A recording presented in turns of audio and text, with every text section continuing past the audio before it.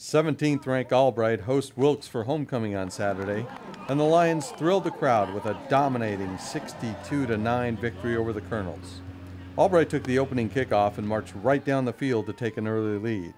The Lions moved 55 yards in 5 plays, and Mike Knight scrambled in from 16 yards out to give the Lions a 7-0 lead. Wilkes took the lead on its opening drive of the second quarter. The Colonels drove 71 yards in 9 plays, and Marcellus Hayes snuck in from 2 yards out to give Wilkes a 9-7 lead. The Lions regained the lead for good on its next possession when Daniel Sobolewski converted from 39 yards out, giving Albright a 10-9 lead with 9:28 remaining before halftime. After a Wilkes 3-and-out, the Lions drove 40 yards in 5 plays, and Brian Wickheiser scored from a yard out to push the Albright lead to 17-9 with 7:21 to play in the second quarter. Following another Wilkes 3-and-out, the Lions took over on their own 35-yard line. They marched 65 yards in 7 plays, with 50 of the yards coming on the ground to extend the lead. Wickheiser scored from 8 yards out to give Albright a 24-9 lead.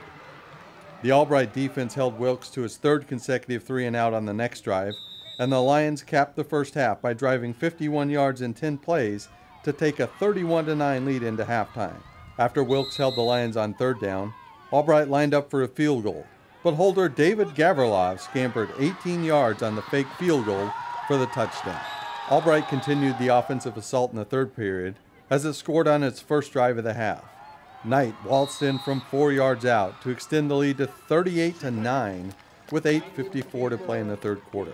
Sobolewski then tied the school field goal record on the Lions' next drive when he converted from 36 yards out, giving Albright a 41-9 lead. On Albright's next drive, the Lions needed only 1 play to get on the scoreboard. Alec Vignola found Malik Gilmore for 44 yards down the middle of the field to up the lead to 48-9. Albright capped the scoring with back-to-back touchdowns to open the 4th quarter. Vignola connected with Kari Jefferson from 8 yards out to make it 55-9 Albright, and the final touchdown came when Gavrilov found Gerard Gaynor on the sideline, and the junior raced 39 yards into the end zone. Albright, which is ranked number 17 in the nation in the American Football Coaches Association Top 25 poll, will travel to FDU Florham for a MAC contest next Saturday for a 1 p.m. kickoff. I'm extremely proud of our team. I mean, you and I spoke last week, and I had said to you that I didn't feel like we had played to our potential a week ago, and today was the complete opposite. We played to our potential.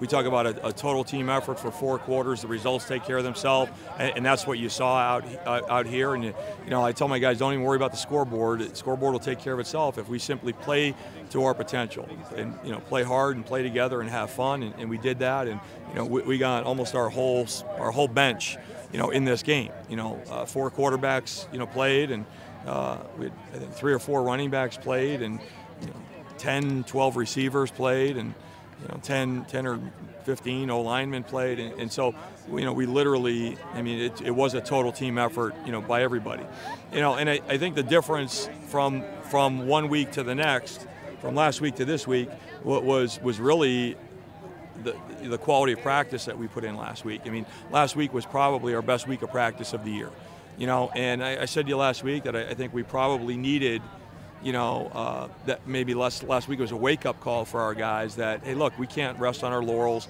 We can't just assume that we're better than anybody. And I'm not sure if that happened or didn't happen last week, but I just felt like we were not focused the way we needed to be. And I challenged our guys this week that our number 1 goal is to improve weekly, and we got to be better this week than we were last week, and we did that. And now the goal again is, we're going to have to get better next week. Doesn't matter who we're playing or if we're home or away or it's homecoming or whatever else, we've got one job to do. We have one thing to focus on, and that's playing to our potential and doing it together and doing it hard and having fun together. And I think we did that today, and that's a step in the right direction. And if we can keep doing that, then I feel like we're going to be exactly where we want to be at the end of the season. But we can't worry about results. We got to focus on the process of daily improvement and weekly improvement. If we do that, we're going to be fine.